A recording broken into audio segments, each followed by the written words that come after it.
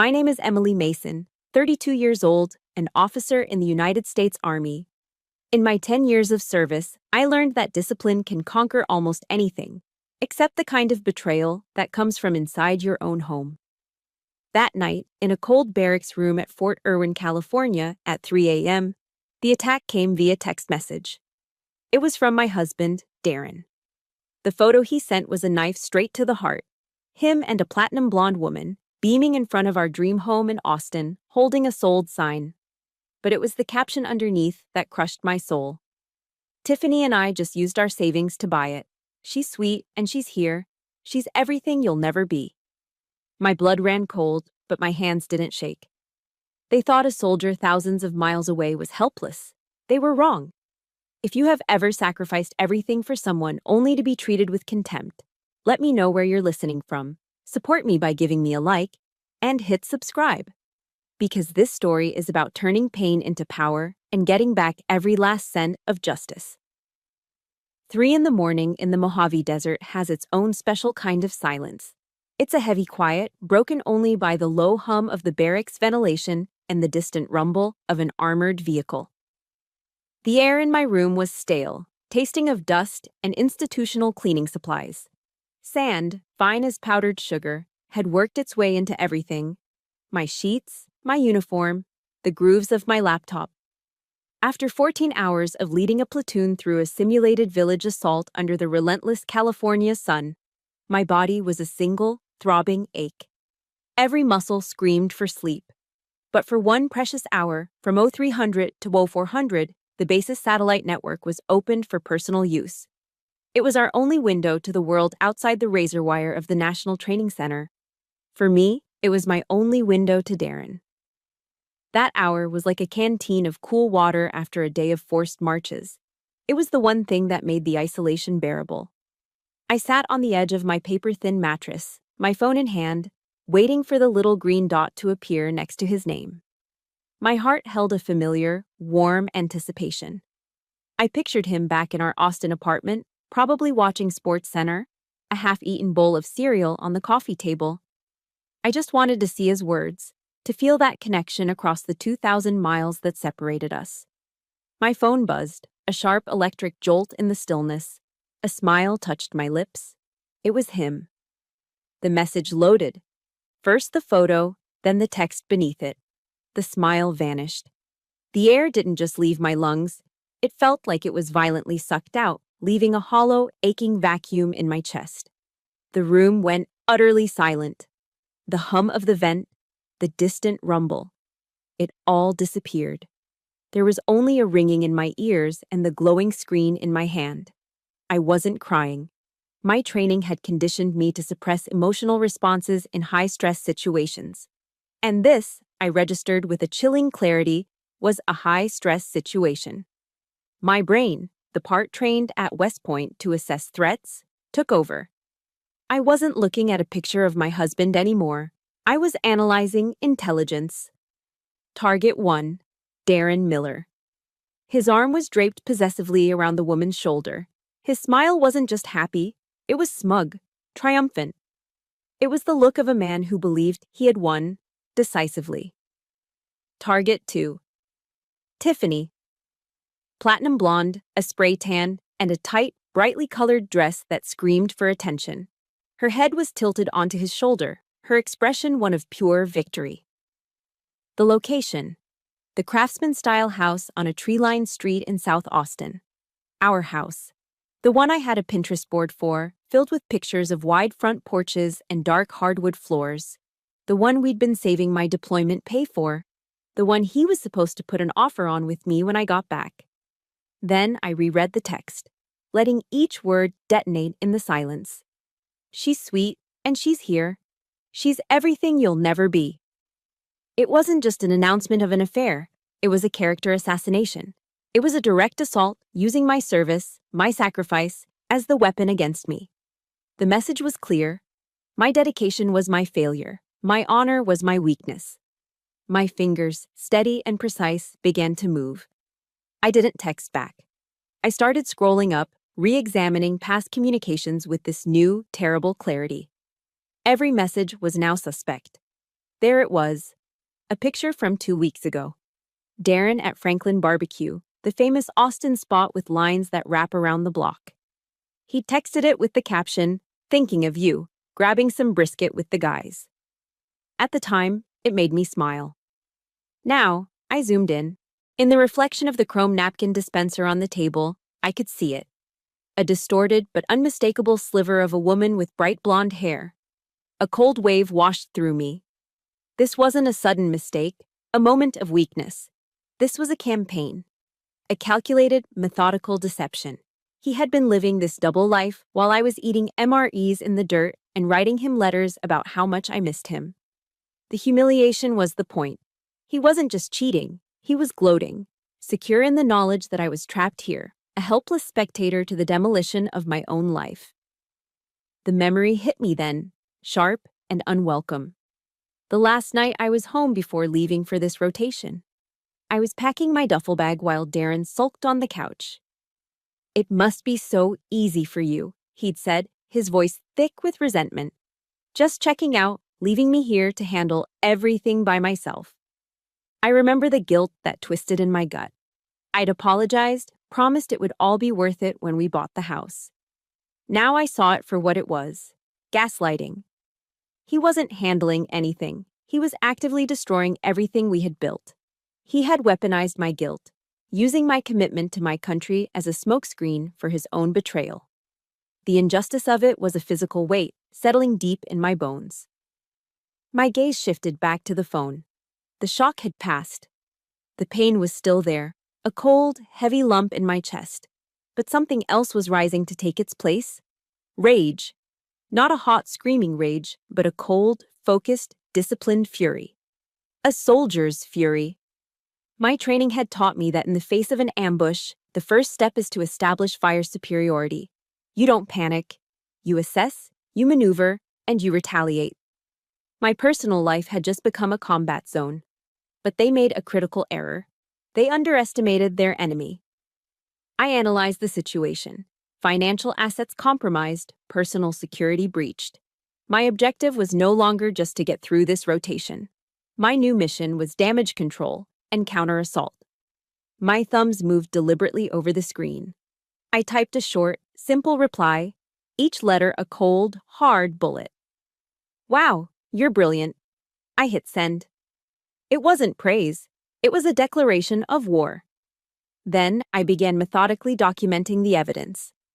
I took screenshots of the photo, the text, the old messages, the incriminating reflection.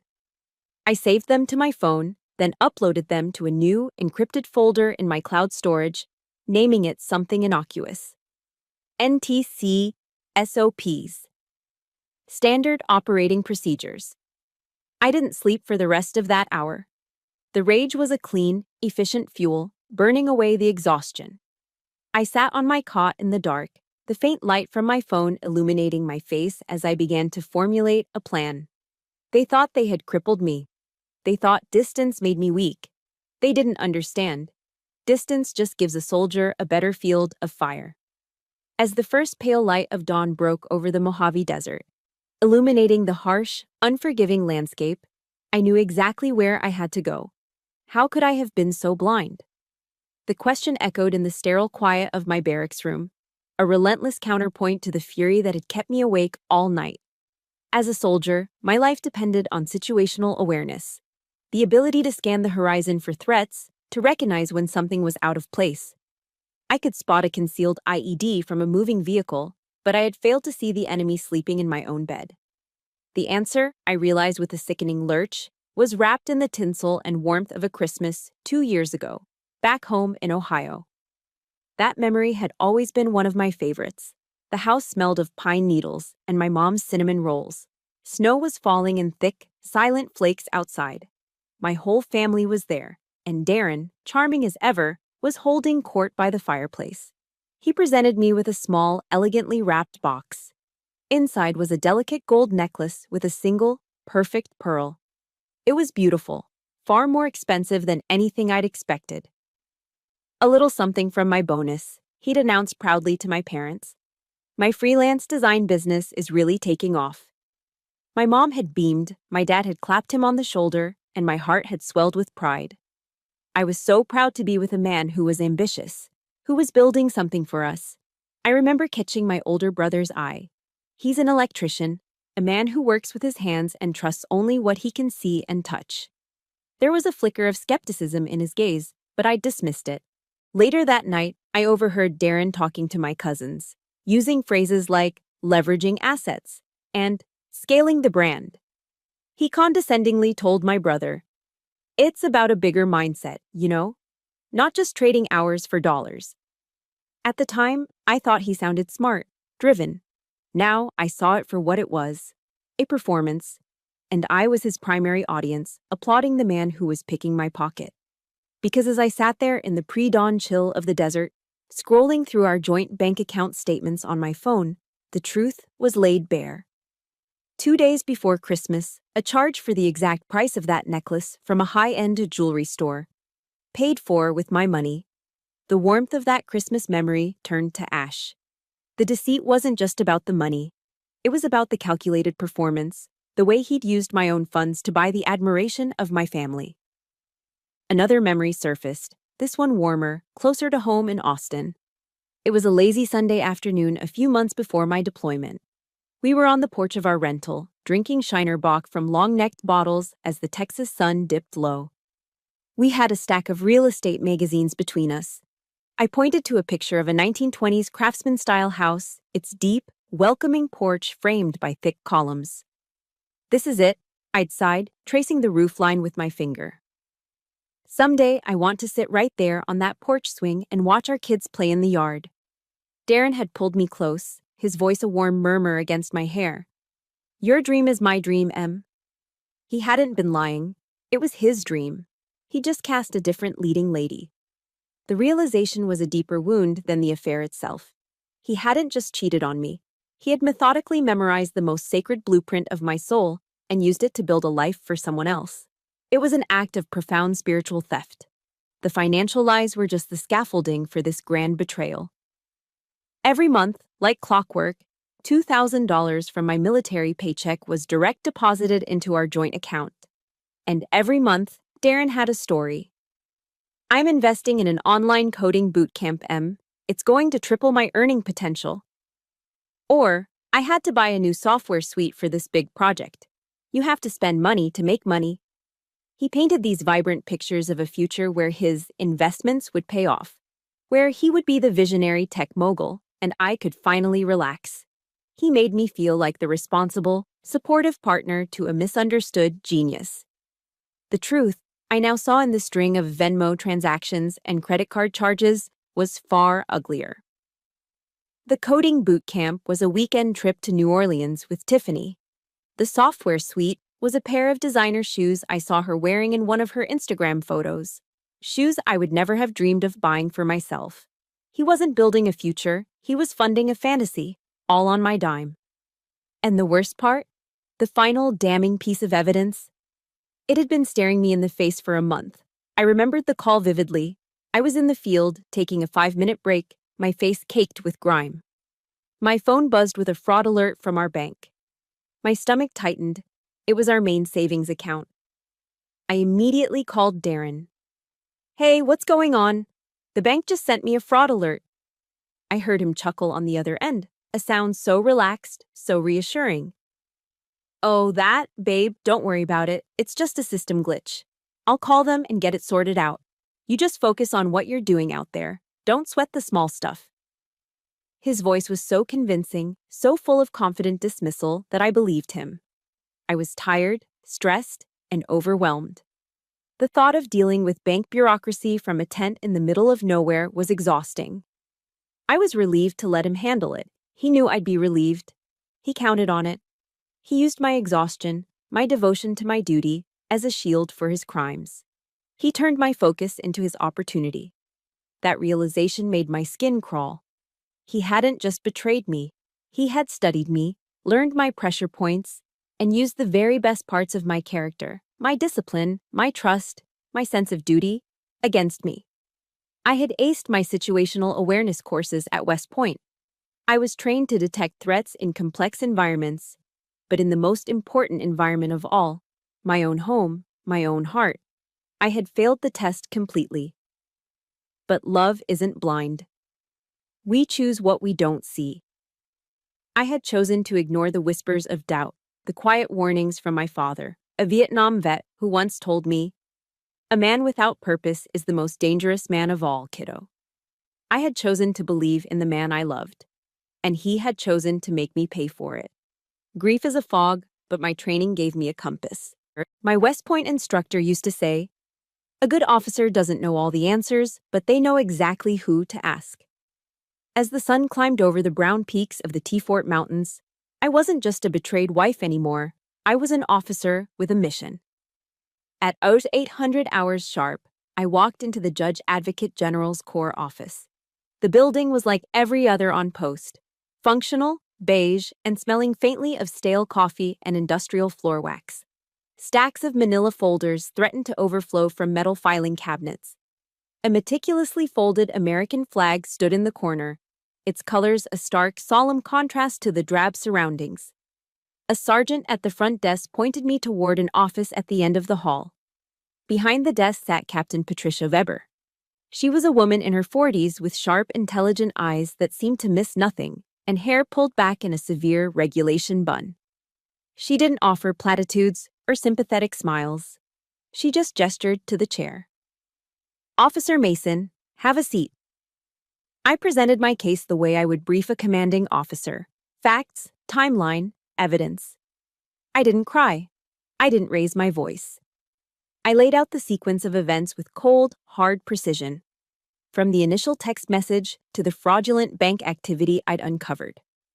When I finished, I placed my phone on her desk. The screen opened to the picture of Darren and Tiffany. Captain Weber picked it up. Her face was an unreadable mask as she scrolled through the messages, her expression unchanging. But then she set the phone down, looked me directly in the eye, and gave a single, decisive nod. The nod wasn't just an acknowledgement. It was a validation. It was the first time in 24 hours that someone had looked at my reality and confirmed it was real. "Officer Mason," she said, her voice calm and firm, "you did the right thing by coming here." Those 9 words were like a combat medic applying a pressure dressing to a bleeding wound.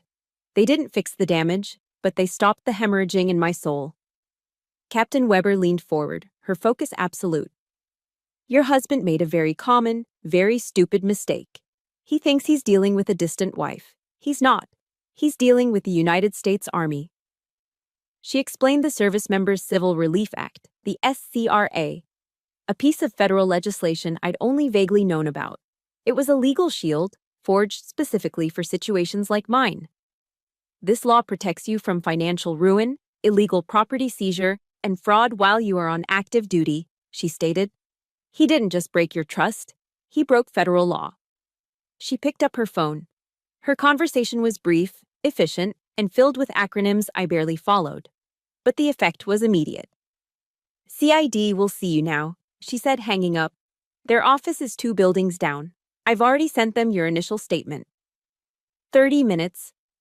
A massive institutional machine was now grinding into motion, and it was doing it for me. I felt a flicker of something I hadn't felt since the text arrived.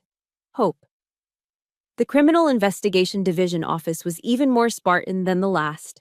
The man who met me there, Master Sergeant Rodriguez, was built like a fire hydrant, solid, tough, and immovable. He was a Latino man with weathered skin and eyes that had seen every lie and excuse imaginable in his 20 years on the job. He didn't offer me coffee or condolences. He got straight to the point. "I've read Captain Weber's preliminary notes," he said, his voice a low gravel. "Let me tell you what I see.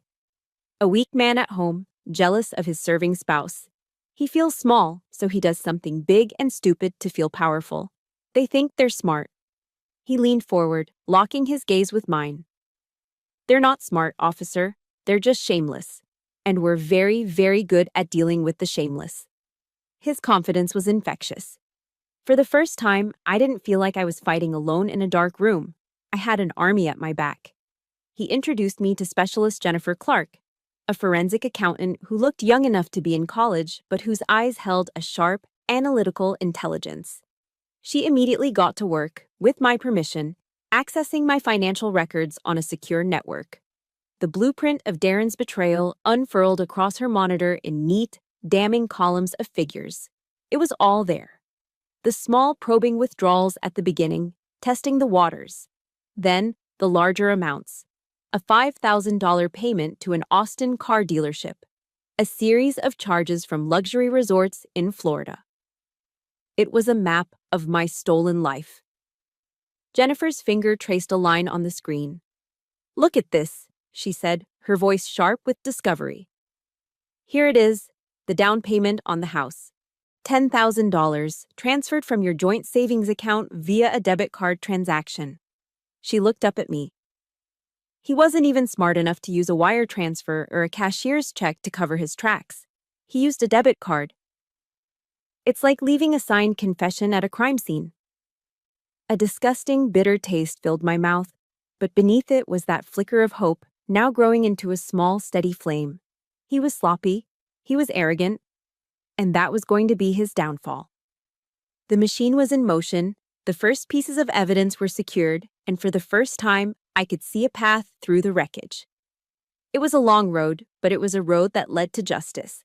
If you believe that no one who serves their country should ever have to fight a battle like this alone, please support me by hitting that like button. And in the comments, just type the words, "We've got your six."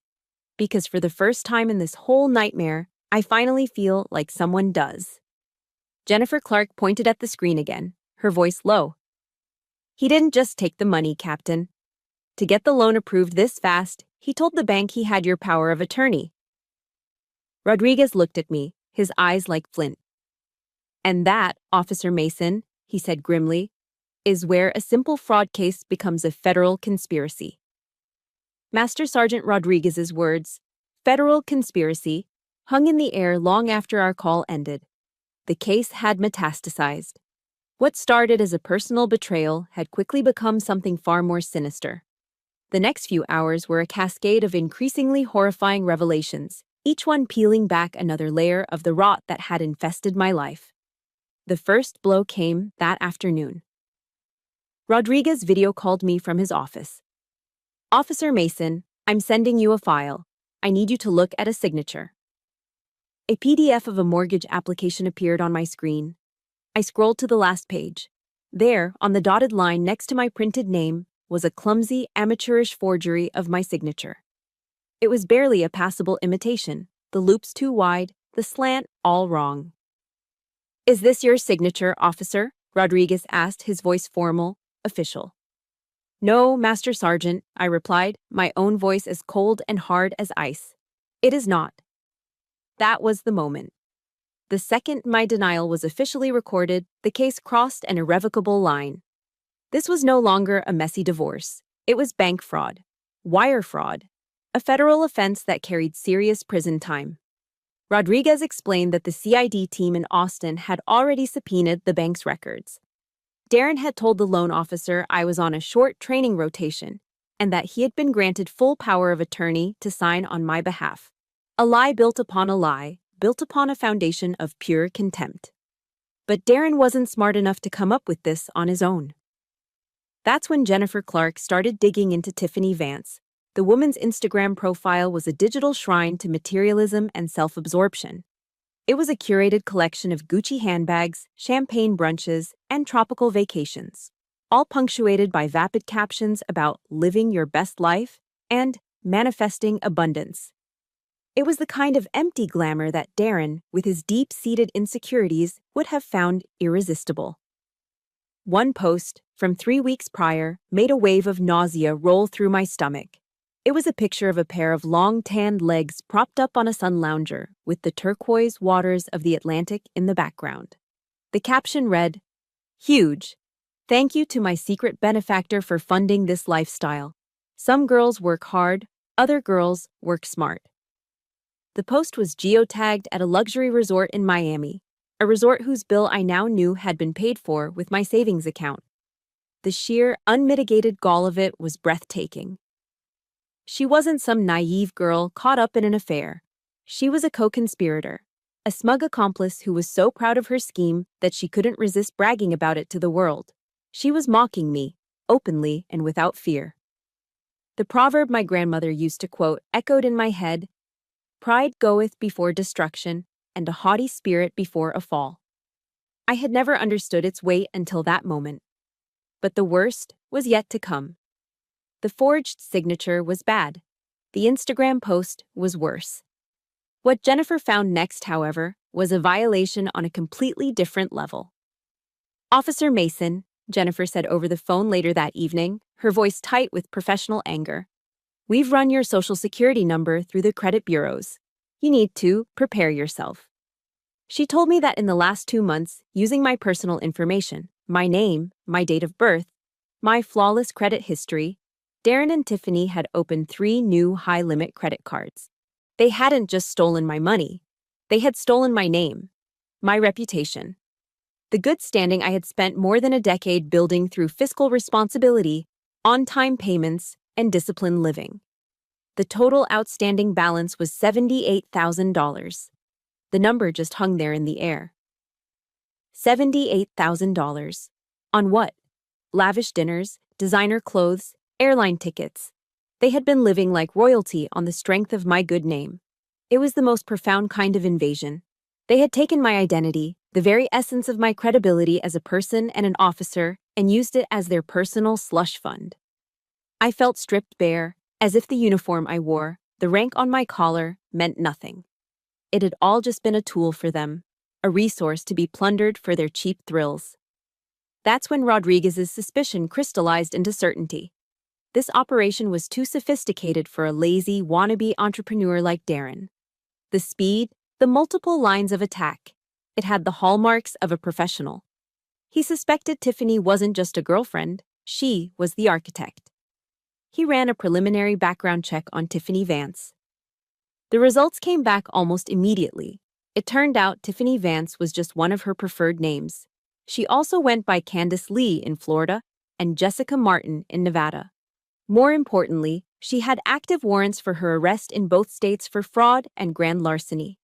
The pattern in each case was identical. Find a man with a successful, often absent partner, and systematically drain their resources. She was a predator, a professional grifter, a black widow who lured in weak-willed men and used them as tools to get to the real prize. Darren wasn't her partner, he was her key.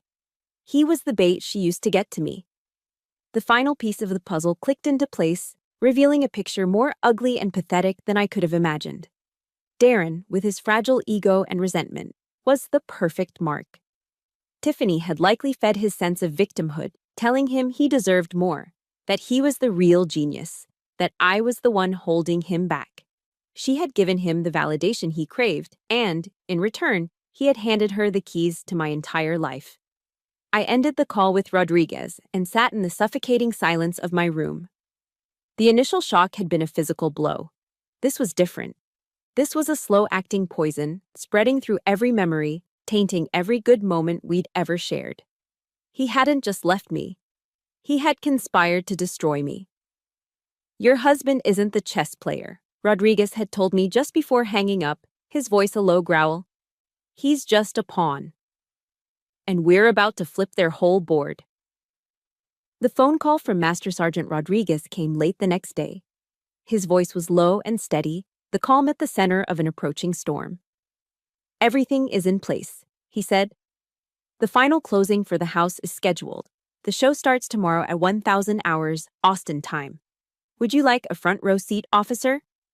A cold thrill, sharp and electric, shot through me. This was it. "Absolutely, Master Sergeant," I replied. He laid out the operation with the precision of a mission brief. The closing was at a high-end title company in downtown Austin. The company and the bank were now fully cooperating with CID. Undercover agents would be in the lobby, posing as clients. The title agent herself would play a part. "She's going to tell them there's a minor discrepancy with the power of attorney paperwork that needs to be cleared up," Rodriguez explained. "We need to keep them there. We need them talking. We'll have the whole room wired for audio." The objective was simple: let their own arrogance be the bait that springs the trap. That night, sleep was impossible. It wasn't fear that kept me awake, but a strange, humming anticipation. It was the same feeling I got before a major field exercise, the quiet tension before the controlled chaos begins. I lay on my cot, staring at the ceiling, thinking of a line from Sun Tzu's The Art of War, a book practically issued with our uniforms.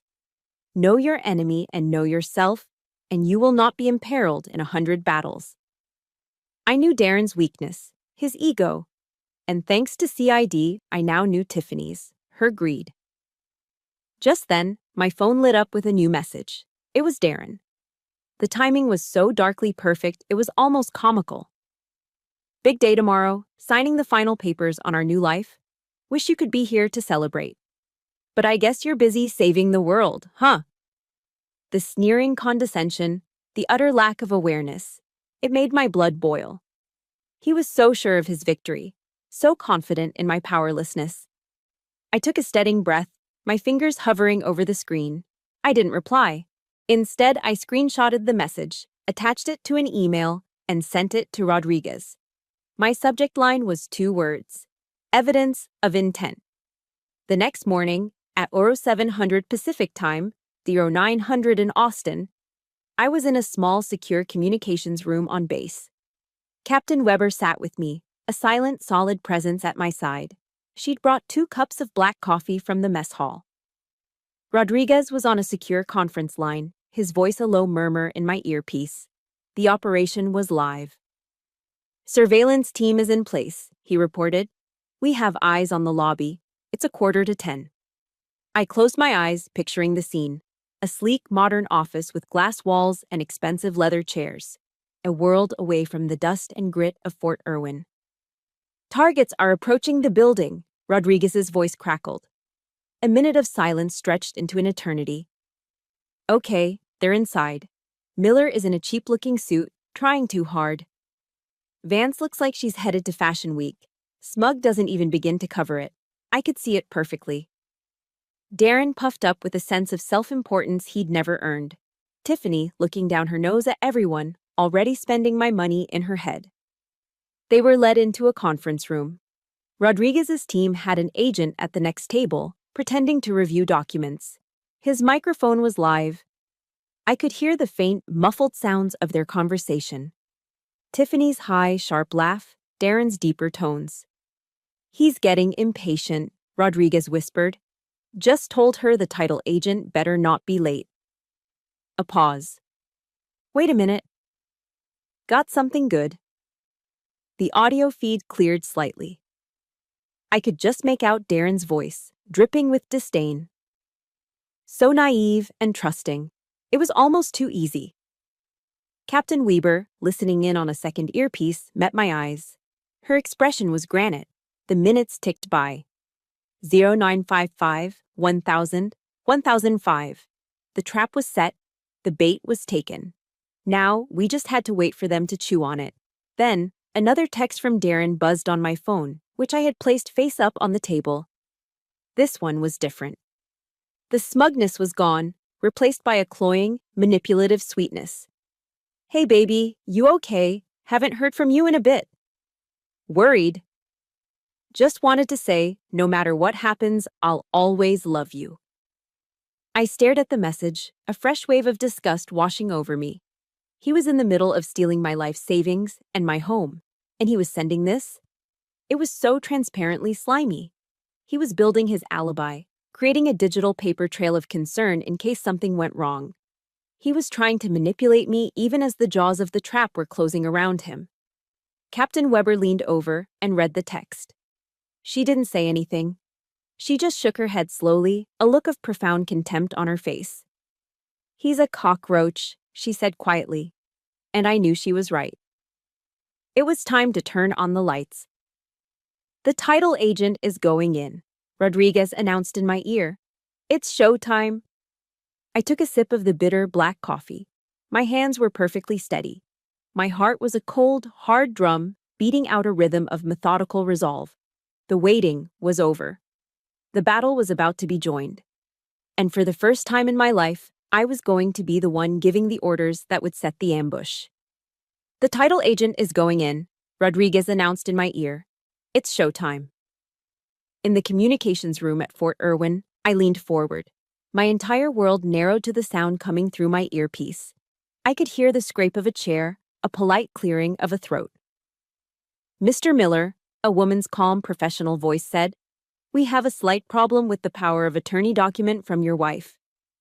Darren's voice, amplified by the hidden microphone, was instantly sharp and arrogant. "A problem? What kind of problem? It's all perfectly legal. My wife is deployed." He was trying to steamroll her, using his usual tactic of manufactured authority. "I'm sure it is," the agent replied smoothly. "But our legal department just needs to verify one small detail. It should only take a few more minutes."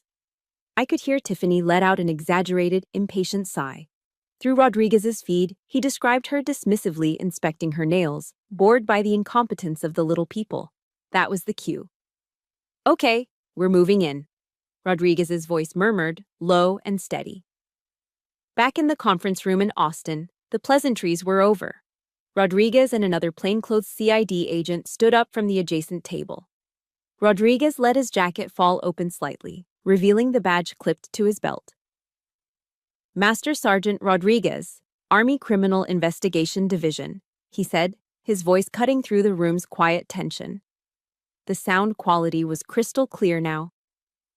"Mr. Miller, we need to have a conversation about the forgery of a signature belonging to an active duty service member. It's a federal crime."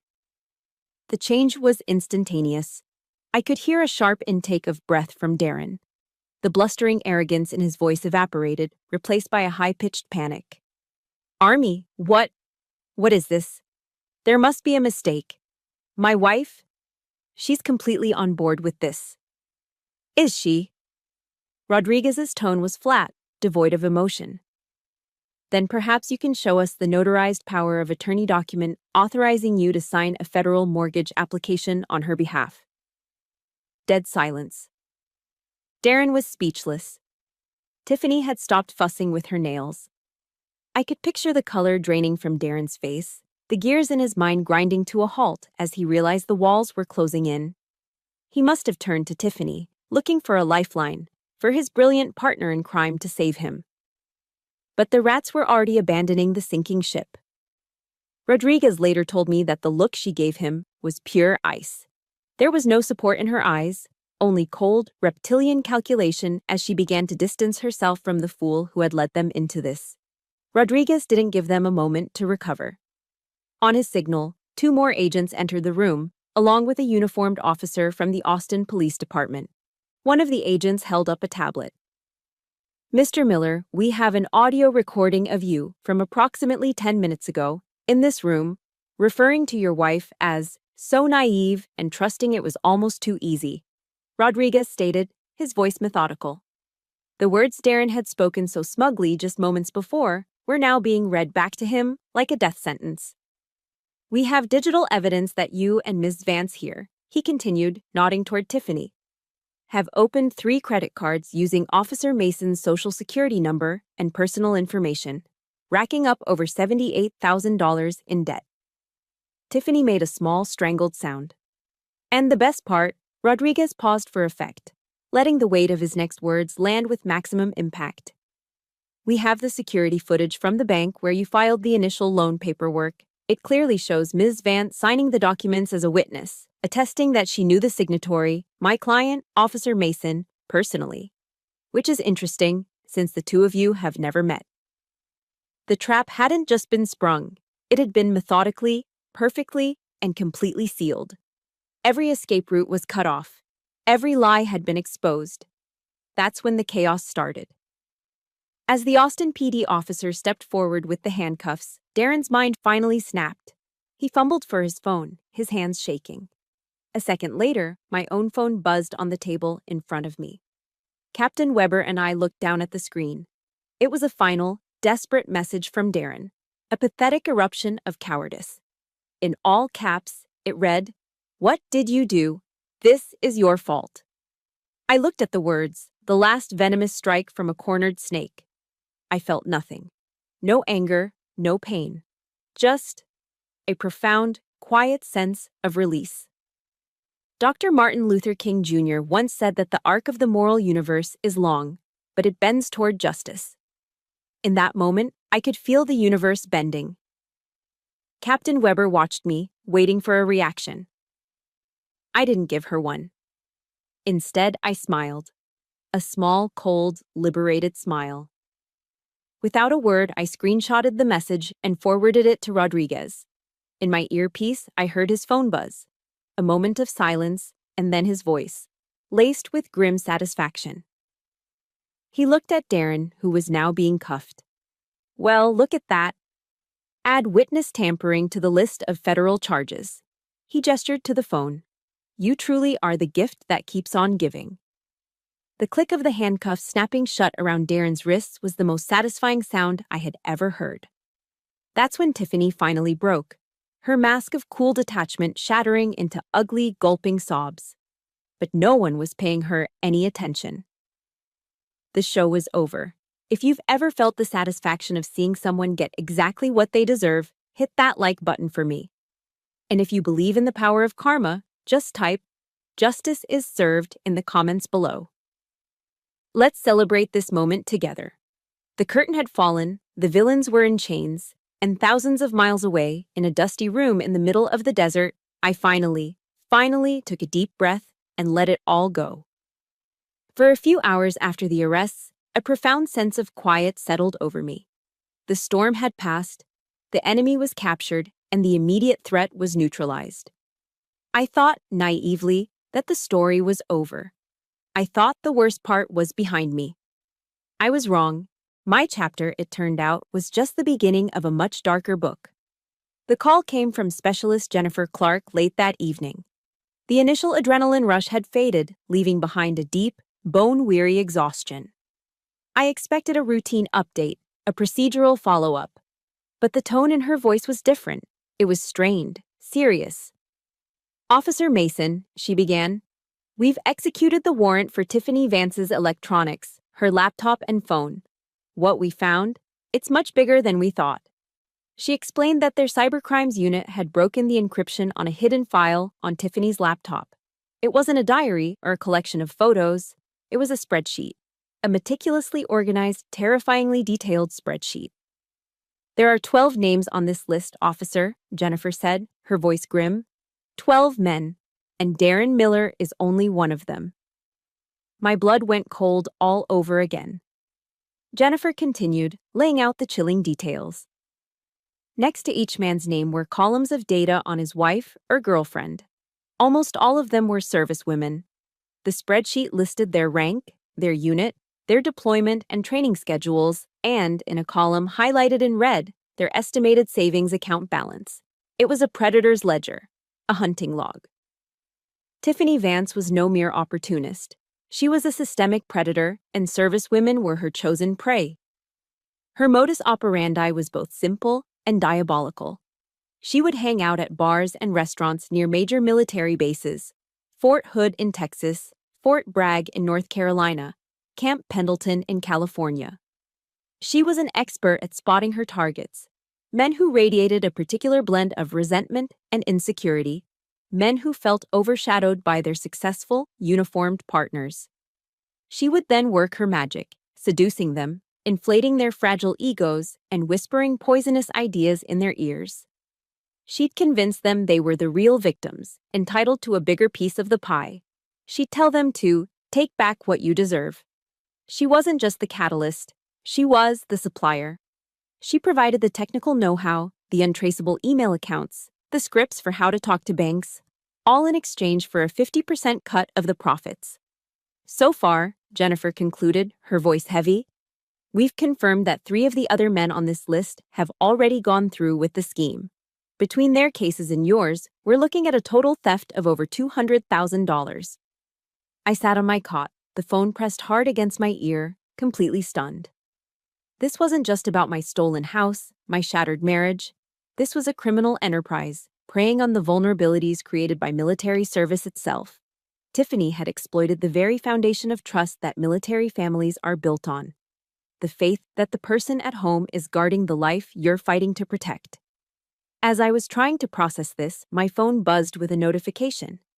It was an email from Captain Weber, forwarding a message from Darren's newly appointed public defender.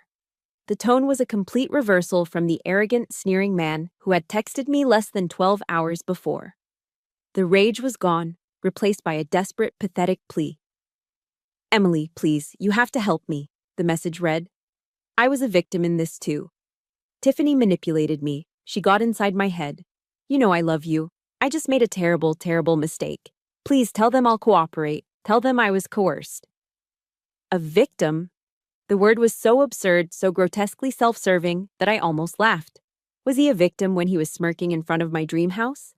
Was he a victim when he was typing out that cruel, dismissive text, mocking my service?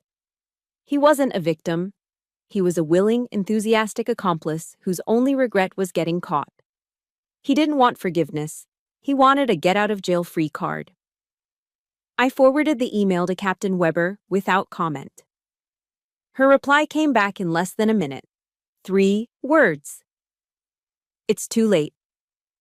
But it was the thought of those other women that truly changed everything for me. 3 other women, right now, somewhere in the world, maybe in a tent in Afghanistan, or on a ship in the Pacific, or even in a barracks room just like mine, who had either just had their lives detonated or were about to. They were my sisters in arms, and they didn't even know they were under attack. In the Army, our most sacred creed is that we never leave a fallen comrade. You fight for the soldier next to you. In that moment, my personal pain was eclipsed by a powerful, clarifying sense of purpose. This was no longer just my fight. It was ours. I called Master Sergeant Rodriguez back. "I've just seen the information from Specialist Clark," I said, my voice clear and steady. "And I've just read the message from my husband." "He's a piece of work," Rodriguez grunted. "He is," I agreed. "Master Sergeant, I need you to know something. I will do whatever it takes. I'll testify. I'll provide any information you need. I want to help you get every single one of the men on that list. And I want to make sure Tiffany Vance is put away for so long that she never has the chance to do this to another soldier again." The mission had changed. I wasn't just fighting to get my money back anymore. I was fighting to reclaim the honor of every servicewoman who had ever been betrayed while she was busy defending her country. My rotation at Fort Irwin was nearing its end when the sentencing hearing was scheduled. I chose not to attend. My fight was over. The rest was up to the system I had put my faith in. Instead, Captain Patricia Weber went to the federal courthouse in Austin to witness it on my behalf. She called me the moment it was over. Her first words painted a vivid picture. "Darren Miller just walked into the courtroom," she said, her voice crisp and clear over the phone. "He's in a bright orange jumpsuit. It's a stark contrast to the cheap suit I heard he was wearing last time." The image was jarring. The smug wannabe tycoon was gone, replaced by a common criminal, stripped of his pretensions and clad in the color of his disgrace. Patricia told me he still tried to carry himself with a defiant swagger, as if the jumpsuit were a temporary inconvenience, a wrinkle in his otherwise brilliant career. That arrogance, she said, lasted until the assistant U.S. attorney began to speak. One by one, the prosecutor laid out the cold, irrefutable architecture of their crimes. He played the audio recording from the title company, Darren's voice echoing in the solemn courtroom as he called me naive and trusting. He displayed the bank statements, a stark testament to their greed. He projected the screenshots of Darren's smug, contemptuous text messages onto a large screen for the judge and jury to see. With each piece of evidence, Patricia described how Darren's composure crumbled. The swagger melted away, his shoulders slumped, and his face became a pale, sweaty mask of disbelief. He couldn't deny it. He couldn't spin it. The truth, in all its ugly detail, was being laid bare under the fluorescent lights of justice. The spectacle only got uglier when Tiffany's lawyer stood up to speak. Her defense strategy was simple: throw Darren under the bus. She painted a picture of Tiffany as a young, impressionable woman who was swept up by a manipulative, older man. She claimed Darren was the mastermind, the one who had planned everything, the one who had led her client down a path of crime. "It was like watching 2 snakes turn on each other in a cage," Patricia recounted, her voice dry. All the loyalty they had in their conspiracy vanished the second they faced real consequences. But the judge, a senior federal judge with a stern face and decades of experience, was not fooled by the pathetic theatrics. Before he delivered the sentences, he removed his glasses, looked down at Darren and Tiffany, and spoke.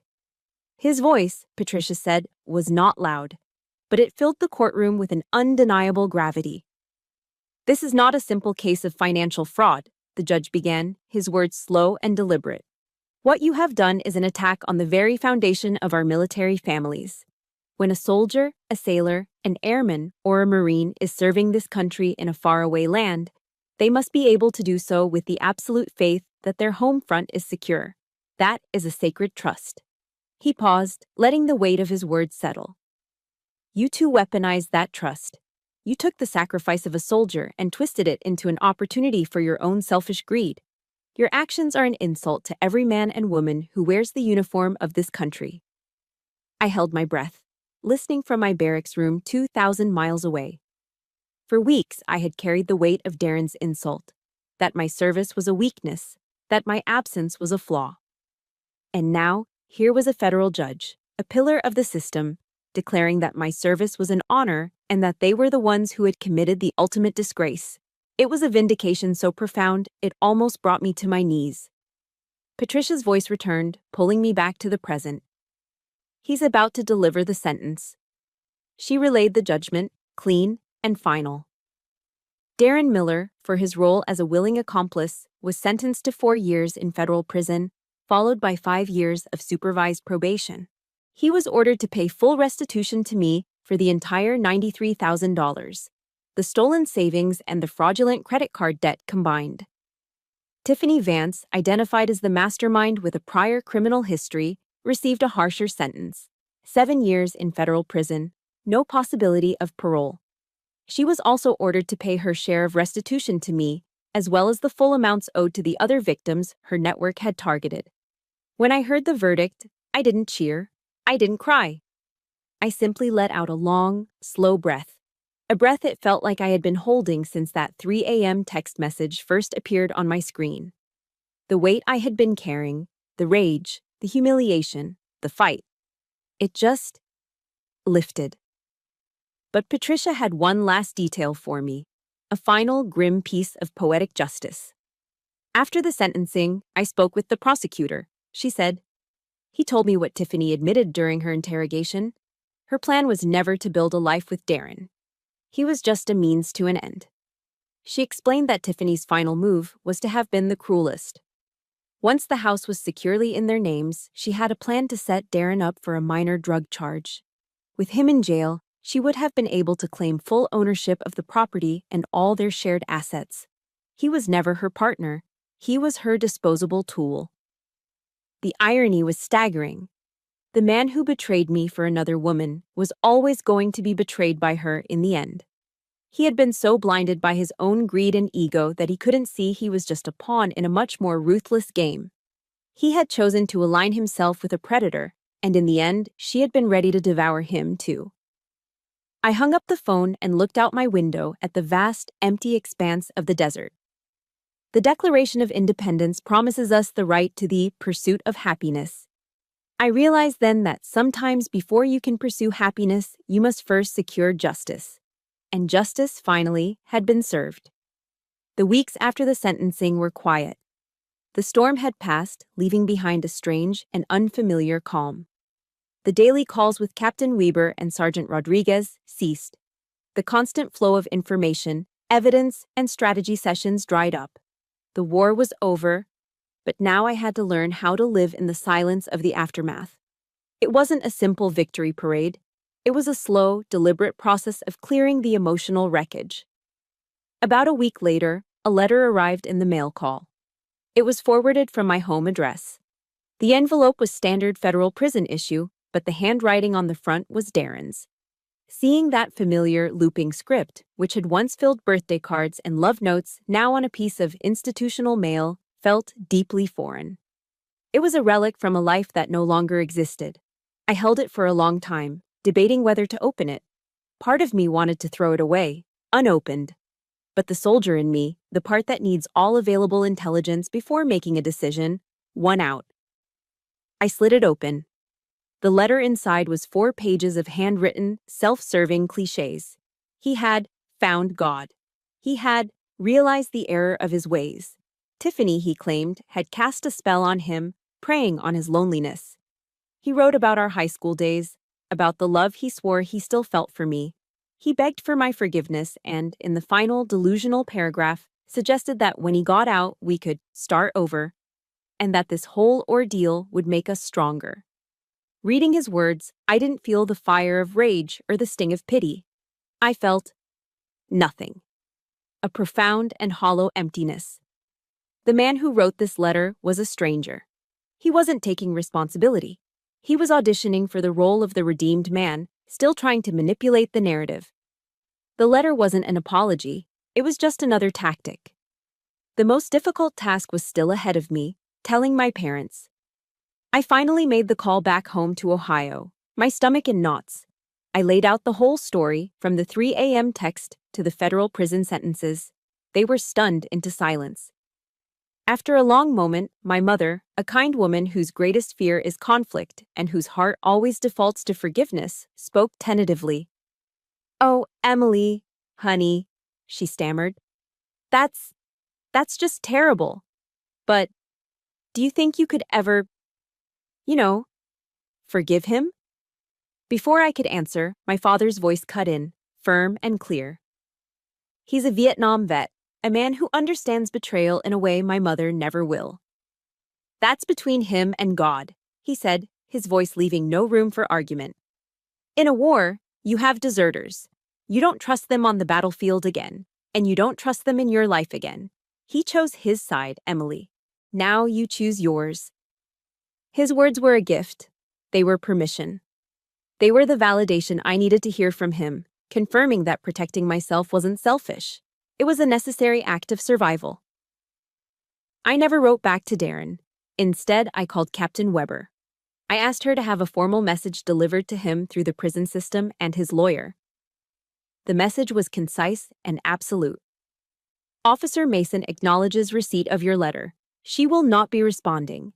Any and all future contact must be directed through this legal office. The divorce has been filed. She wishes you time to reflect on your actions." It wasn't an act of revenge. It was an act of self-preservation. I thought of something I'd read from the writer Brené Brown. Clear is kind, unclear is unkind.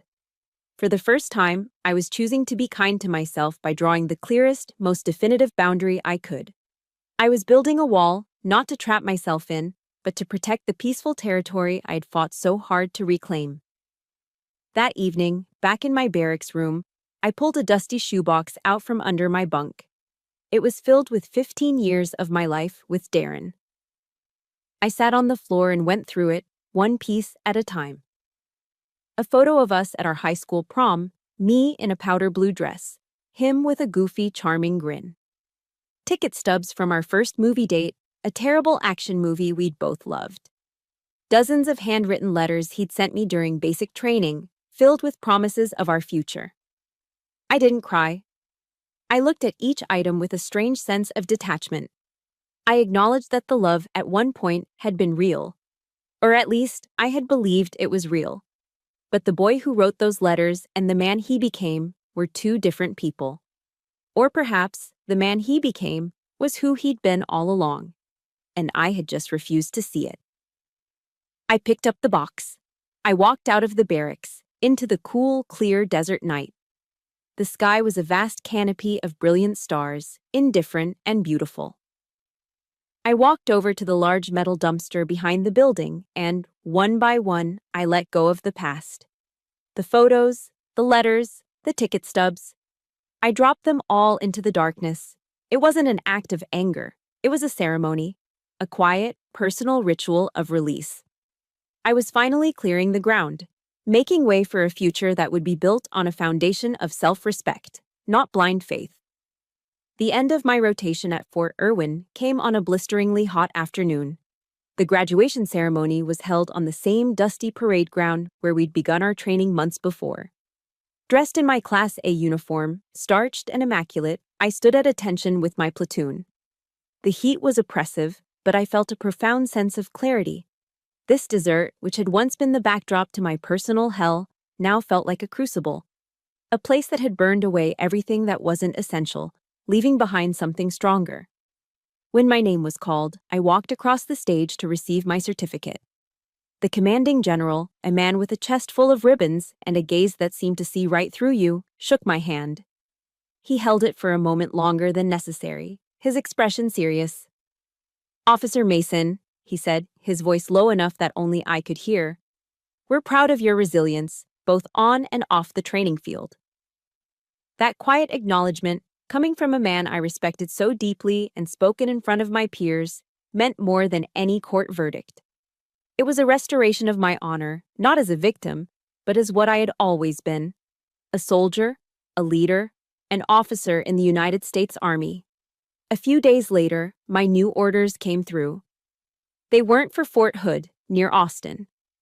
I had requested a transfer, a clean break from the ghosts of my past. My new duty station was Fort Carson, Colorado. I closed my eyes and could already picture it. A small apartment nestled near the mountains, weekends spent hiking quiet trails, the crisp, clean air of a place untouched by betrayal. A true, fresh start. The restitution money, all $93,000 of it, had been wired into a new bank account that was in my name alone. I transferred a portion of it to my parents, making good on a promise I'd made to help them with their mortgage. The rest, I put aside. It was no longer for a craftsman-style house in Austin. It was for a small plot of land, somewhere with a view of the Rockies. I was going to build my own dream house, on my own terms. This time, the foundation wouldn't be built on blind trust. It would be built on the bedrock of my own strength and self-respect. The week before I was scheduled to leave California, I got one last call from Captain Weber. "I thought you'd like to know," she began, a note of pride in her voice, "that your case has had an impact. Obviously, your name and the specific details are confidential, but the modus operandi of the Vance network has become a case study for us." She explained that the JAG Corps was now using the anonymized details of my experience in legal training seminars across the country. They were teaching young service members about the specific vulnerabilities they face during deployment, how to recognize the red flags of financial exploitation, and what legal protections, like the SCRA, are available to them. "Your painful experience, Emily," she said, using my first name for the first time, "is now actively protecting thousands of other soldiers from going through the same thing." I smiled, a genuine, unburdened smile. Darren and Tiffany's conspiracy was designed to destroy one soldier. In the end, it had inadvertently created an education that would protect an entire generation of them. That, I thought, was the sweetest revenge of all. My pain had been forged into a shield for others. On my last morning in California, my alarm went off before dawn. I didn't hit snooze. I dressed quickly, grabbed my car keys, and drove out to the edge of the desert, far from the lights of the base. I parked and got out, the air cool and sharp against my skin. In the pre-dawn stillness, the desert was a landscape of deep purples and soft grays. As the first rays of sunlight crested the distant mountains, they painted the horizon in strokes of orange and pink. The light spilled across the vast empty space, revealing a world of stark and quiet beauty. This place, which had once symbolized my isolation, now felt like a symbol of clarity, of a wide open future. I took a deep breath, filling my lungs with the clean, cold air. I was no longer the woman who had collapsed in on herself in a barracks room at 3 a.m. I was no longer the wife who had sifted through the ashes of a 15-year love story. I had walked through fire and refused to be consumed. I was stronger. I was wiser. And for the first time in a very long time, I was completely and utterly free. The sun broke fully over the horizon, flooding the desert with a brilliant, uncompromising light. It illuminated a vast, open road ahead of me. I didn't look back. I only looked forward. The war was over. And my life, once again, was just beginning. That sunrise over the desert wasn't just the end of my story. It was the start of a new chapter, written on my own terms. I know I'm not the only one who has had to find their own dawn after a long, dark night. Remember that your value is never determined by those who try to tear you down, but by your own incredible resilience. If this story gave you strength, I would be honored if you would share one word in the comments that describes your own journey, like survivor, fighter, or hopeful. Thank you for listening. For more stories about turning pain into power, please hit like and subscribe to the channel. You are not alone.